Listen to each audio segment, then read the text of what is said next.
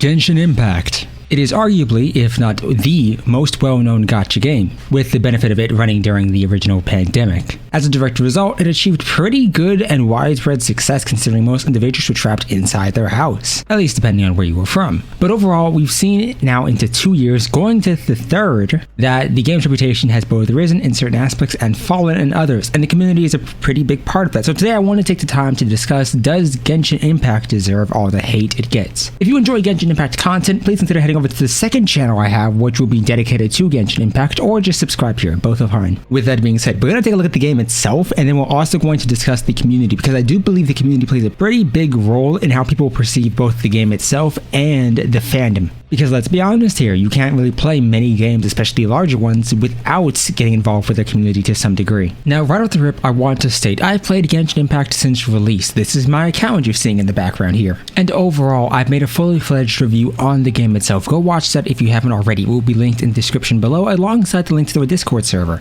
But I think at its core, Genshin Impact does have a pretty satisfying gameplay loop. I think it's dependent on what you want out of the game itself. If you're expecting extremely difficult content, yeah, you may be disappointed. And me personally, I was looking for that. And there are avenues to make that extremely easy. Build up your Zhangling, save up for a Constellation 2 Raiden, get either an Ayaka with Kokomi for freeze or a Ganyu with a Zhangling for melt, and ultimately you're set. You don't have to worry about anything. The downside of all this is that depending on what you choose to do, you're either going to have a really good time or a really bad time. For me personally, with the account you're seeing in the background, I have a C0 Raiden. The only character who I have C1 of, outside of the standard banner units, is Zhao. And his Constellation 1 doesn't add enough damage to mitigate or entirely break the game in terms of difficulty. In terms of 5-star weapons, I obviously have Engulfing Lightning, Amos Bow, Thundering Pulse, etc. But even with that all being said, I cannot 36-star base. I can 34-star it, depending on the iteration. But I think it is incredibly dependent on what you choose to do. If you don't build up a lot of your characters, whether or not you choose to build up your 5 stars first or your 4 stars first, or whatever the case may be, you may have an easier or more difficult time. Because if you build your best characters, your best DPSs, your Zhangling,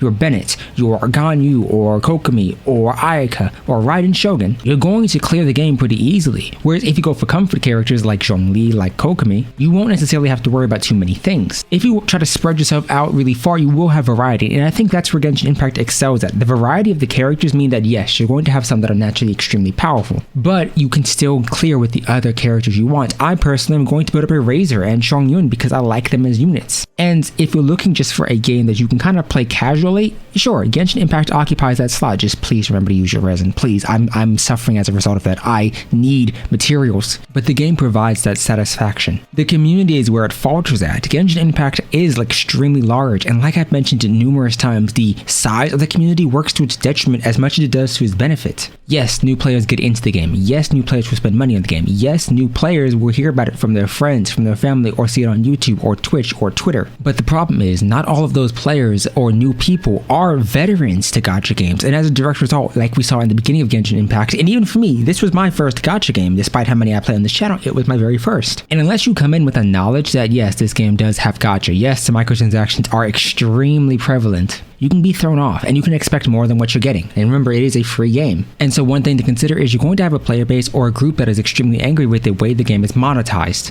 But that comes with every gacha game. Excluding this, you have the individuals who take multiple stances on the characters. If you watch this channel, you know that I cover games like Blue Archive, Arknights, and Azure Lane. I previously covered Arknights, that is. And I'm an individual who wholeheartedly believes I don't really care who you like, who you simp for, and who you enjoy in a game. As long as you're having fun, that's all that matters. And so when it comes to Genshin Impact, I express that same behavior and that same opinion. Individuals who like and simp for Klee, or Nahida, or Diona, Official, and so on are perfectly fine. But in terms of the Genshin Impact community, it seems to have a weird system in which half the player base, or at least a good portion of the player base, don't care, and the others are die-hard fans or individuals who will defend each of these fictional characters like they're real people. And that's partially why Genshin has a bad reputation. The fan base, at least the minority who are very, very loud, are extremely vocal, are extremely aggressive. If you watch this video or this channel for a long period of time, you may have previously seen a rant video I did about Genshin Impact's community. That was back when people were angry that the fact that the Denjo Archon Nahida wasn't black.